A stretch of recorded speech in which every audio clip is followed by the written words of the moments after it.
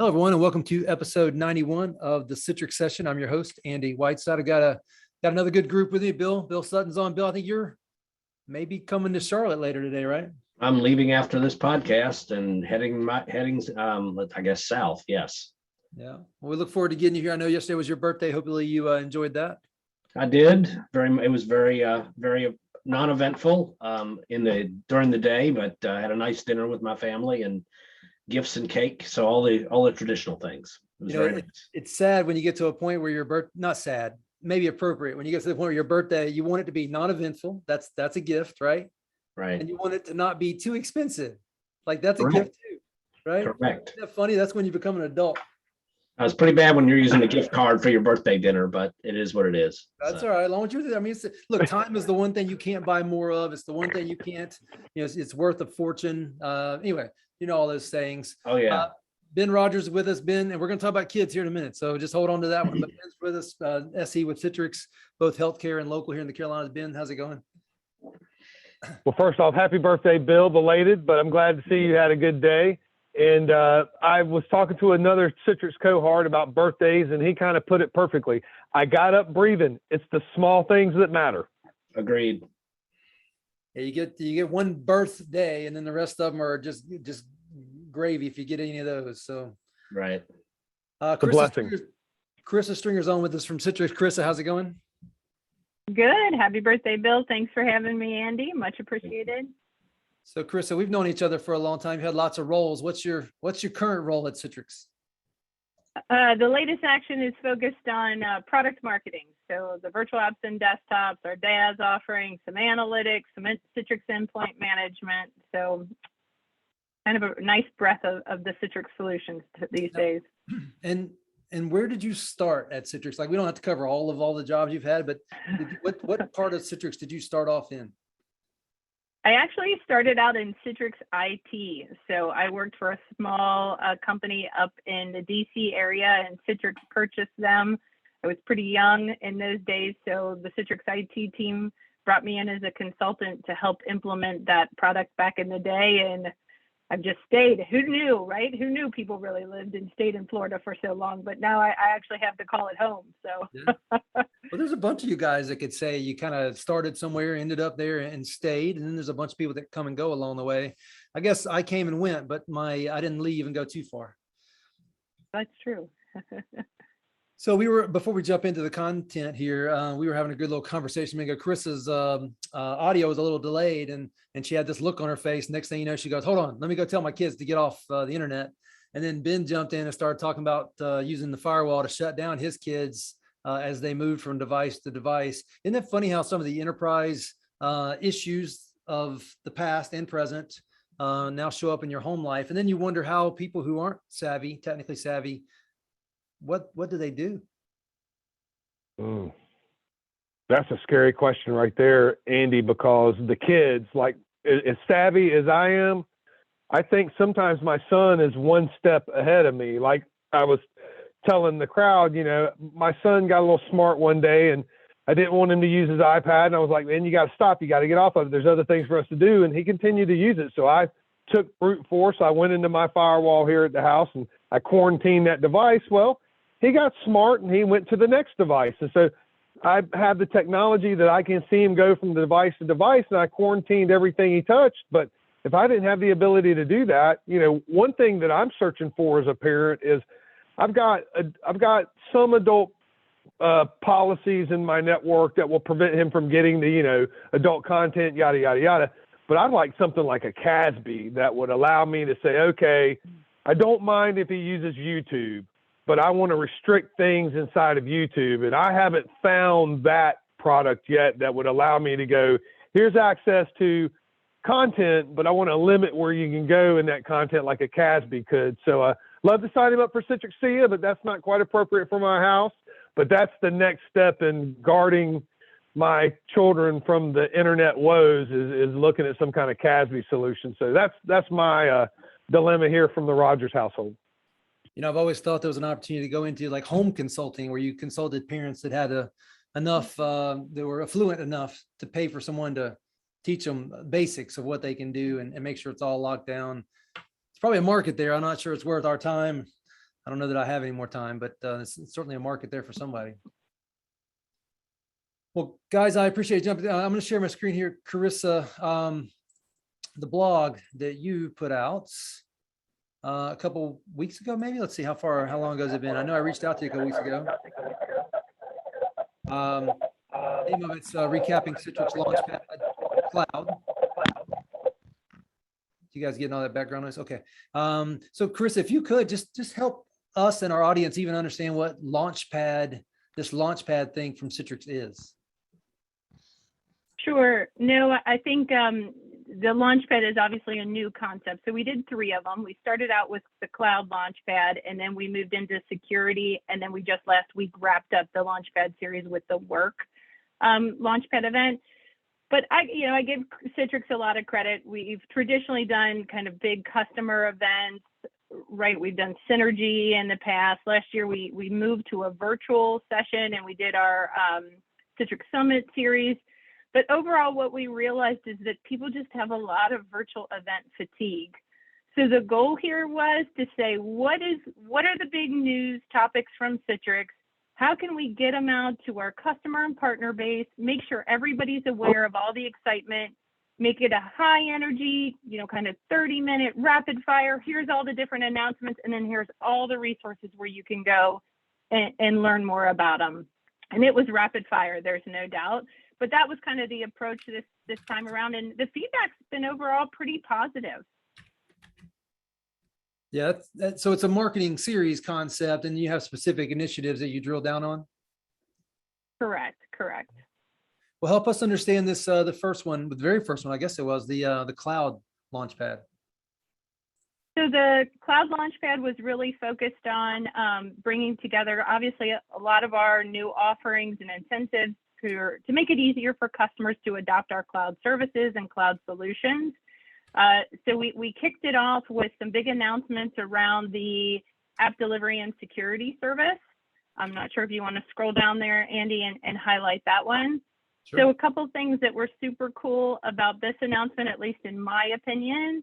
The first one is that it's an intent-driven solution. So this is kind of cool because instead of it being something that typically IT might set a bunch of manual policies, like we were talking about all the different details from a networking perspective, the idea here with the service is you actually set kind of the goals or the KPIs or the intent, and then that app delivery and security service actually dynamically adjusts based on the goals that you're trying to achieve. And then kind of jumping into that second paragraph there, the Citrix Intelligent Traffic Management technology. So this is technology we've had around for a little bit, but bringing it in with the app delivery and security service, the other cool part to that is it actually also helps and says, if I'm having these cloud hosted applications and I need to make sure folks like such as us located all in different locations, what is the best route, across the internet to get the individuals to those applications? So it real time analyzes, you can see 10 billion data points and actually figures out the fastest route, how to optimize the applications from hosting locations to make sure the individuals are having that best experience. So that's kind of taking, SD-WAN concepts and app intelligence and analytics and everything you could possibly know about what you see going back and forth and routing that information the best way? Correct. And actually the other two things to maybe highlight there is we're actually offering it in 2 ways. One is a Citrix managed, and then one is kind of a self-managed offering as well. So a little bit different from how we've done it in the past. And it's actually in public preview today. So it'll GA, the target GA is for early 2022, but already in public preview. And Carissa, I want to go over to Bill and Ben in a second, but this is kind of like the nirvana of this traffic shaping world. And I guess I'll bring it up. The idea that Citrix can see into its ICA protocol and others maybe can't is what kind of gives you guys a leg up in a customer that has a traditional Citrix environment. Would that be fair? Agreed. On my side, I'll defer to Ben. Ben, I'll start with your thoughts on this this service. I think this is going to be. Uh-oh. Sorry. Gotcha. Go ahead. Sorry. Hello. Hello? Yeah. Hey, Ben, I'll come back to you. Bill, are you aware of this service? I attended the Launchpad event. Excuse me. I did attend the Launchpad event, and I found this stuff really interesting. I'm very interested in seeing how this intent-based, how this looks once that has not been released in tech preview yet, has it, or has it, Carissa? I'm not sure. I'd have to double check. I know the option is in public preview, but I don't know if the intent-based details are there yet. Okay, yeah, I'm very interested to see what that looks like in terms of how you set things and so forth. So very interesting concept. And the ITM technology, yeah, Andy, I think that I don't know if that is using the SD-WAN, but certainly Citrix having knowledge and the ability to look into the ICA protocol, I would think would be a great benefit in making this work the way they intend for it to work. Hey, Ben, we'll try you again now. You back? I don't know. It looks like I can see his webcam, so he's feverishly working on getting connected, but something's going on with him.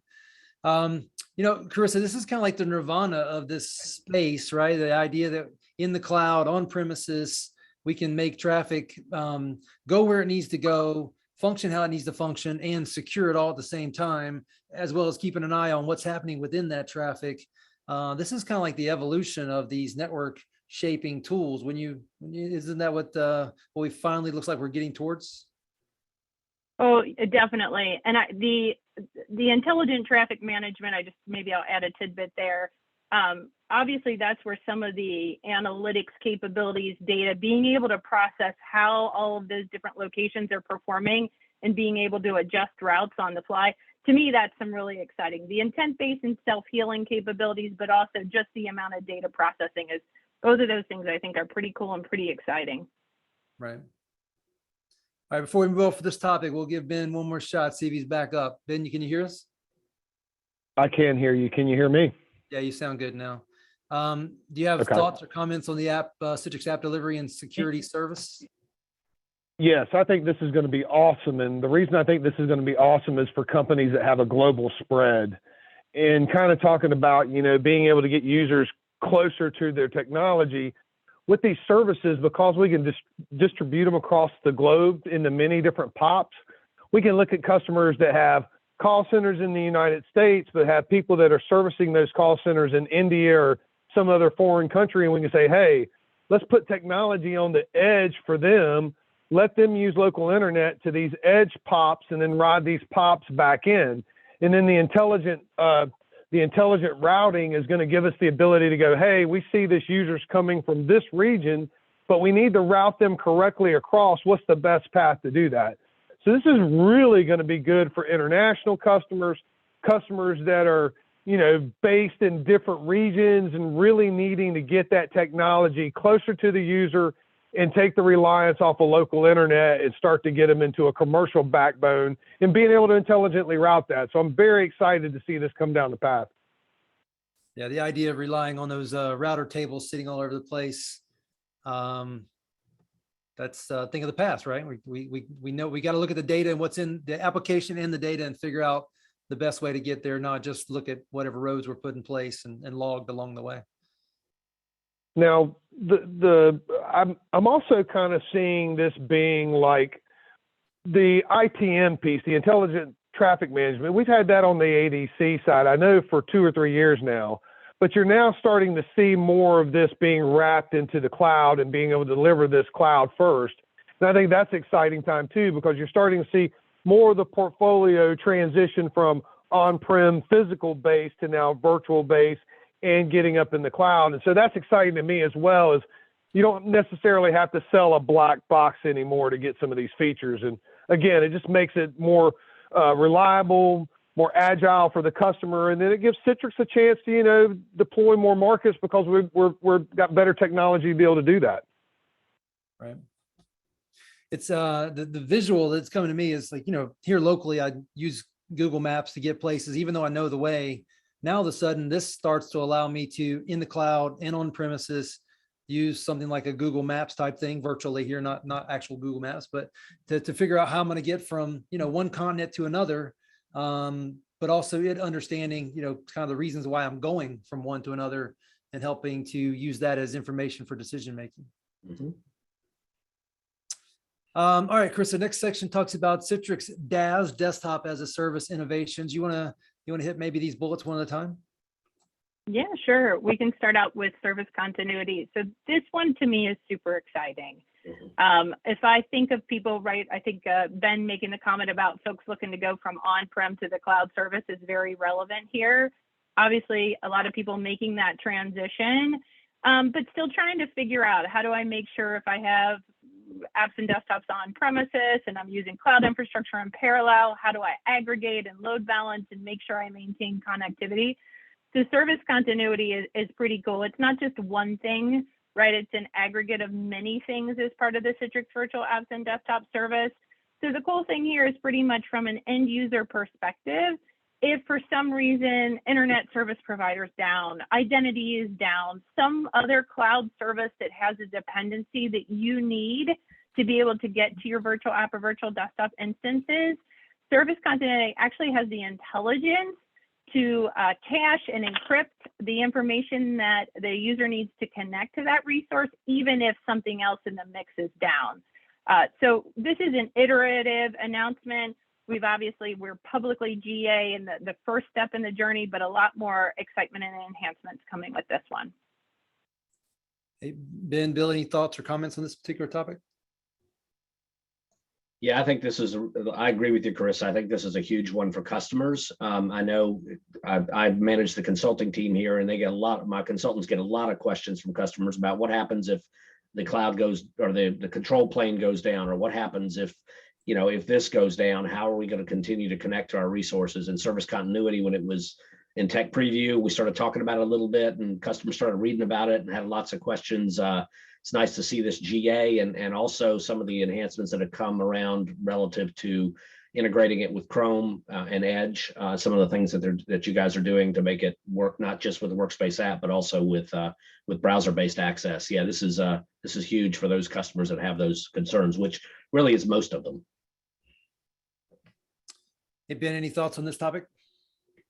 Yeah, I think this is just a pie that keeps getting better as they add ingredients to it. At first it came out, it was very narrow as far as you had to have Workspace app on Windows, so you had to have certain I's and T's crossed. But as we're getting into it, they're coming up with the Linux version of it, and then they're now able to do it away without Workspace, or have Workspace in it, but can do it from browser-based. So they're just expanding the format of this. I think this is going to be really good for customers, especially if they have anxiety with what ifs, and healthcare is big for that. What if something goes down? What's our back door for this? So again, the more they bake this, the better that it gets. And I have not had the opportunity to put this in the wild yet. I'm looking forward to that, but I'm just glad to see that the model's expanding, so it's not such a restrictive conversation as it was 2 or 3 months ago. So Chris, the next one, which I find very interesting, being an old school Citrix guy, the provisioning services within Azure. I don't necessarily understand where this fits, but tell us what this means and why this is important to Citrix customers looking to run desktops or desktop workloads or app workloads in Azure. Sure. So, Andy, it's the same kind of like the Citrix PVS or provisioning services. We call it like the secret sauce, right? If you were doing that image management to rapidly push out those changes, to make an update very quick to that kind of golden image, a lot of customers were very adverse. PVS has become so integral to their on-premises deployments that some were hesitant to actually make the transition to the cloud because they felt like they were losing, some of those capabilities. So we're excited that PVS is coming to Azure and then Google Cloud to follow from there, because it'll give that same kind of capabilities. I also think, just like to give a use case scenario, taking the ability to take something that might be in an on-prem dev environment, to move it to cloud, to be able to keep consistency across all those environments. And then of course, the speed of which you can push things out. I'll be very, very excited. We have some performance testing and stuff, but their early indicators show that it's actually kind of faster than using the native hyperscalers to do some of the provisioning. So very excited for that one. Yeah, I'm curious to see how that works. I could see where it would be faster and more controllable and certainly more portable. And I guess if you take away the potential network challenges we've had historically, it might actually make more sense than I'm giving it credit for. Bill, you've been around PVS for a decade or so. Thoughts? Since they acquired it, yes. The old Sweet Georgia Brown video we all remember, right? Yeah, this is going to be interesting. I'm looking forward to being able to test and play around with this one a little bit. So I would agree that, Carissa, I think there are a lot of folks that have grown up with PVS and continue to use it, especially larger organizations that have come to rely on it. And I can certainly see why it might have reduced their desire to go to the cloud. And this will help with that, I think. But there are folks that really don't want to use anything but PVS, and I think those will be the ones that will be looking at this first. So I'm looking forward to being able to test this a little bit, see what it looks like. Ben, so for me, this one, I think this has a lot to do with what Bill and Carissa said, just creatures of habit. You know, you got administrators that know PVS, love PVS, but PVS does have some advantages, man, especially when you talk about versioning. And so for me, when I'm having conversation with my healthcare customers, they've got to keep up. You know, they just can't update a desktop and then let that roll without some way of going backwards. And PVS is king at that, from what I understand. And so the ability to do versioning has kept people with PVS, and the ability to go back versions. And I'm excited to see this because, again, it takes a barrier out of our conversations with them when trying to get them to cloud. If you're a PVS customer, you depend on PVS for your versioning, we get that. We now can do this in Azure. And as your article says here, it's coming to Google soon. So creatures of habit, I agree, but I also know some industries that they really want that granular image management that PVS brings. And so I'm excited to see this come because, again, it just takes down another barrier of conversation that we have. Well, and if you're, an Azure shop and maybe you have Google as well for your IaaS, now you can take that same image and put it in a PVS environment in both places. Maybe that makes it easier. Well, here's the next comment: Citrix image portability. Is that related to this PVS conversation, or is that? I think that's another service you guys are coming out with, right? Yeah, it's another service. I would say they're related in the world of image management and kind of cloud migration. They're not intertwined quite yet, but they may be someday. Just to maybe give you a little high-level summary of Citrix image portability.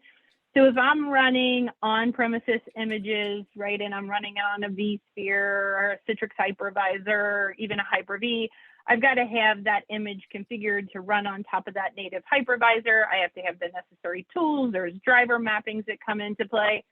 The minute I want to take that image and move it to a native cloud infrastructure, now I have a new set of configurations and things that I need to make as part of that. So what image portability does, and probably if you think through the pandemic and all the pressure we had to move people from home, what image portability would let you do is takes that native image and actually move it very seamlessly to public cloud infrastructure, auto configure the image so it's going to run optimized for that native hyperscaler infrastructure. And that's kind of the first step, is getting it to the cloud. But then you could see it even coming into play if it's between cloud locations. I have some folks in the east, some in the west. In my world, in your guys' world, right, we're on hurricane watch through the end of November. If all of a sudden I got to switch over to infrastructure in a different geo, I can do that. And then ultimately down the road, it'll get into multi-cloud, being able to move between clouds as well. Yeah, I could see that extremely valuable for organizations that are going to have a multi-cloud approach, like we talked about a little bit so far.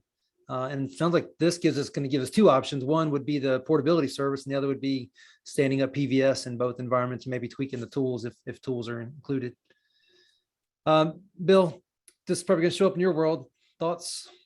Yeah, we've got some projects right now where folks are migrating from on-prem to cloud, and typically they just build net new, but I can certainly see where I know a couple of cases where this would definitely help, because they've invested a lot in their on-prem image and they want to move it to Azure, and being able to have a means of getting that image up there without a lot of hassle certainly would be a benefit. So this is another solid offering I think Citrix is coming out with, and definitely going to move us and making it easier for customers. Ben, have you run into customers? This takes me back to the old days of being on-prem with Ghost and having different machine builds and just the complexity of managing all that. What machine you got to build? What drivers do they need? And you kind of want a nirvana where you're like, I need one image that does all of this. And so I see this as a godsend, to be real honest with you. Let me look at my staff and go, hey, worry about this one image. It doesn't matter where it goes. We can port it to wherever we need it.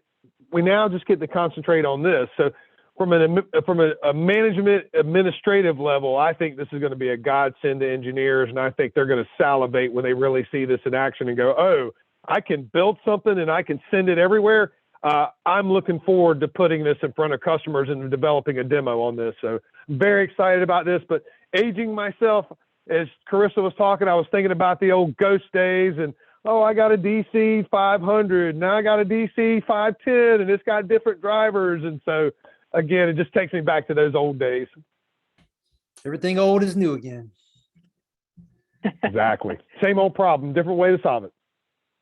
Next one is now providing support for Azure VMware solution. I guess, Carissa, that's where you're running a VMware-based solution on top of Azure Compute, right?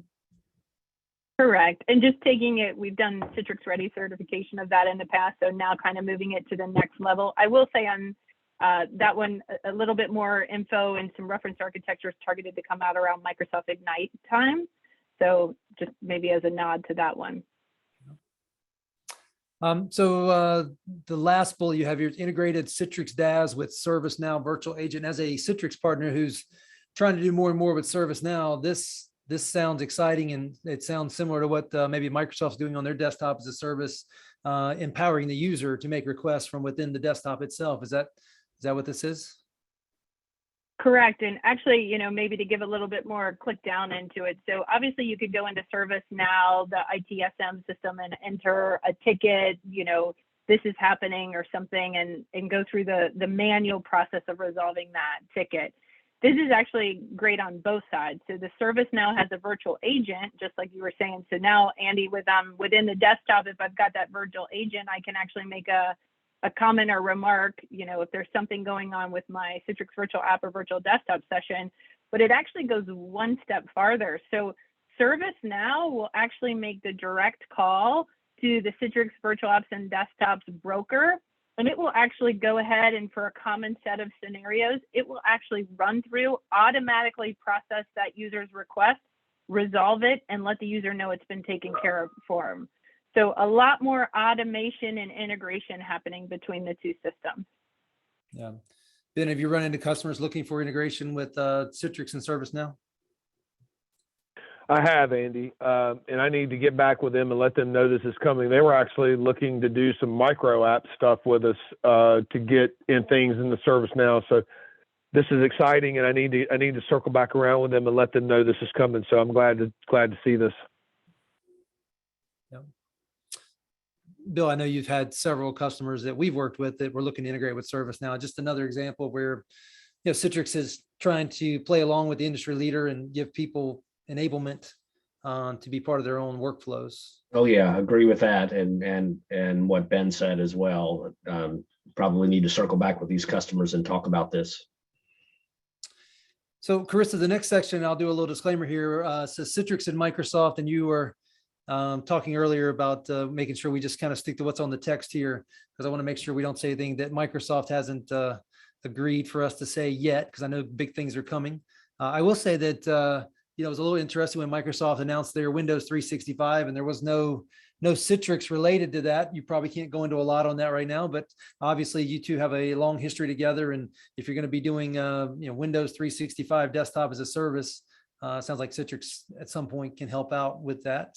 Carissa, you want to just cover this topic beyond what I just covered? Yeah, sure. I'm not allowed to deviate much from the text that basically says we've worked together for years and we're working together to create a complementary solution. Basically, this announcement was stay tuned, right? When we get a lot more details finalized, obviously, we'll circle back and be very excited to share those. Yeah. The other thing that maybe I'll highlight in that announcement, I don't know, Andy, if you want to walk through it kind of in two parts, but maybe at a high level, what I will summarize a few other things that's kind of interesting there, but the presence of the Citrix solutions in Azure Marketplace. A lot of folks have used or signed up for, maybe it's Azure, I think they call it consumption commitment or Azure commitment. So one of the other great things that we announced as part of the Citrix and Microsoft partnership is if the customer has those Azure commitments, they can actually leverage those now to purchase the Citrix Virtual Apps and Desktop Services. And then, of course, we've done a lot of work regarding our integration with Azure Virtual Desktop. So we have a great new cost paper. We have kind of 4 different customers that we brought in Forrester to run a total economic impact analysis. And it just really shows the value of integrating Citrix with a native Azure Virtual Desktop solution. So a few other key highlights kind of wrapped up in there. Yeah, well, it just makes sense that you guys will continue to expand upon what Microsoft does and try to round out some of the pieces and make it a better solution for customers who've made the investment or thinking about it. All right, last one here, Citrix and Nutanix. We've had several podcasts on the Citrix side, on Nutanix side, but just kind of highlighting again the idea that you guys are partners and see where there's value on both sides to bring to each other. Do you want to cover this? Sure. So again, this is kind of a reminiscent down Citrix past, Citrix history. So Nutanix having, such a huge presence in running underneath so many Citrix installations. So pretty much the joint announcement is that, each other's kind of become a preferred solution. So very exciting, very excited to start working with a lot of our friends more deeply over at Nutanix. So this has been around for a long time, but we're kind of taking that relationship to the next level. So Ben, Bill, you're welcome to comment on this. We've covered it a decent amount, and both you guys know that XenTegra as a partner is a huge fan of the Nutanix Citrix story. Anything you guys would like to highlight on that?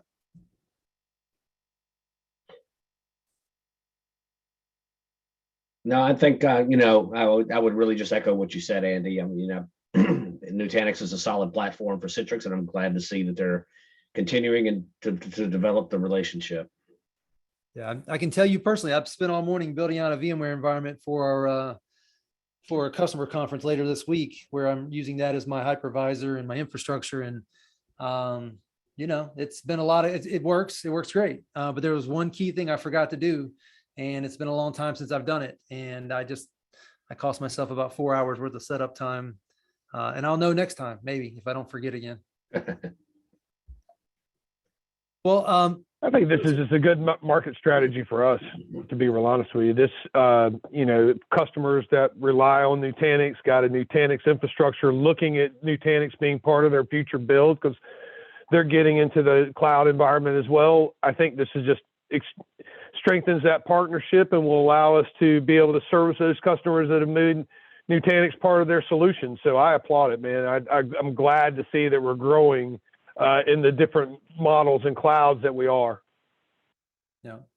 It's a world where everybody needs partners, everybody needs friends, and a lot of these players on the infrastructure side need Citrix to make a great solution, and Citrix needs lots of infrastructure plays to make their solution work, right? You got to have that execute that consumption piece, whether it's in a cloud or whether it's on premises or hybrid somewhere in between. So it really just makes a lot of sense to take best of breed pieces and put them together where you're trying to solve real problems. I think it's the commitment to any device, any location, anywhere. I mean, I think that's really what Citrix has touted for years and will continue to tout. And I think that this is the proof in the pudding, that we can do this. Right. And so for customers that have diversity loads, man, look at us, because we can get you to about anywhere that you need to be. Right. Yeah, I was literally thinking on the way to grab a sandwich a few minutes ago. Somebody asked me to implement another EUC solution, a much lesser EUC solution the other day. And I've been working with the customer in question for a decade or more. And the customer always runs into challenges that even Citrix hasn't solved.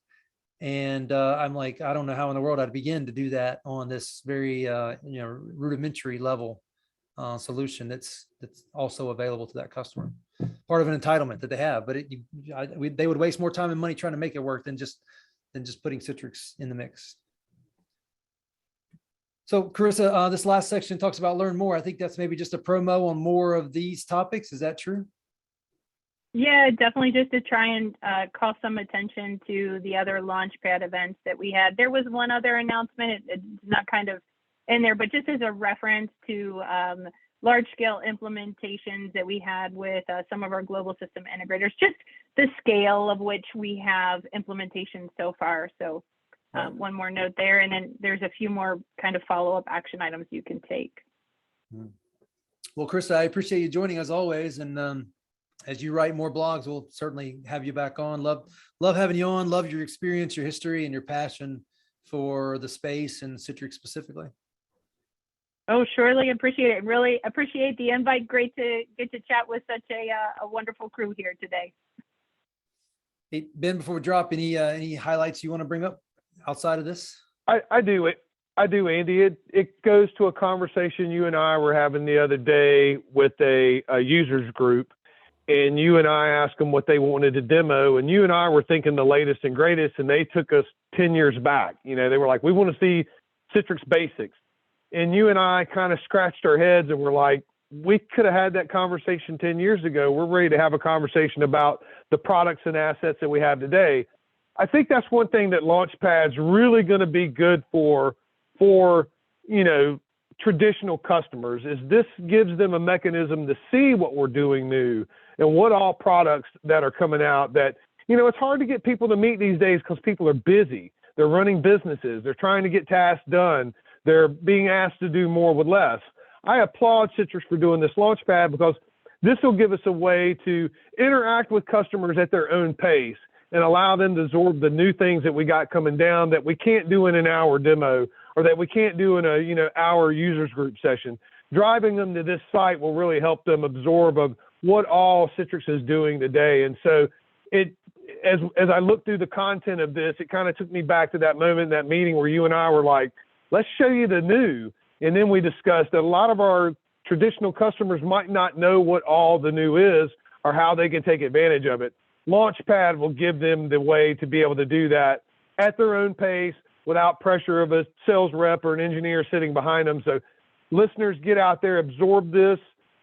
If you always got any questions, reach out to us directly, but I'm excited for this series and excited to see more come down the pipe because I do think it's geared towards helping our customers comprehend what all Citrix has going on today. You know, it's a challenge for me, and it comes back to this conversation that we're having somewhat now, and also the conversation you and I had the other day. If you're a real Citrix consultant, engineer, administrator, you got to think about the old stuff and what they're doing new to the old stuff, and you also have to put on a different hat and look at what the new stuff is, and try to interact the two as well as keep them separate so you can keep your learning. It's all moving so fast. And a lot of that old stuff's not, you know, it's not dead. It continues to evolve and evolve in good ways that add value to the legacy solutions that are still very relevant. Hey, Bill, you've seen, lived, been through all that. Got probably 10 more years before you call it quits. You up for the challenge? I'm up for the challenge, Andy. I wouldn't be here if I weren't. But no, I would echo a lot of what Ben said. I attended all 3 of the Launchpad events. I found them very informative. Obviously, they spur questions by customers. And when those customers have questions, one of the things they can do is listen to this podcast to try to get a little bit more detail on what's been discussed, as well as hear from folks like Carissa to help explain some of these elements, and then spur interest to go further, to go deeper and engage our sales resources and our sales engineers. So it's a win-win all the way around. I think it's a great series and I hope they continue it. But that said, I also hope that we will get back at some point, in addition to this, to the in-person summits and synergies. I really think those have great value to the user base and to the partners and to Citrix as an organization. So I'm hopeful we can get back to that, if not next year, then maybe the year after. But I do think the Launchpads are a great way to get information out to customers, and I applaud Citrix for developing it and continuing to do it. Yeah.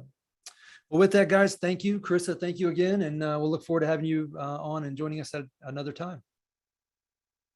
Thanks, everybody. See you guys. Thank you.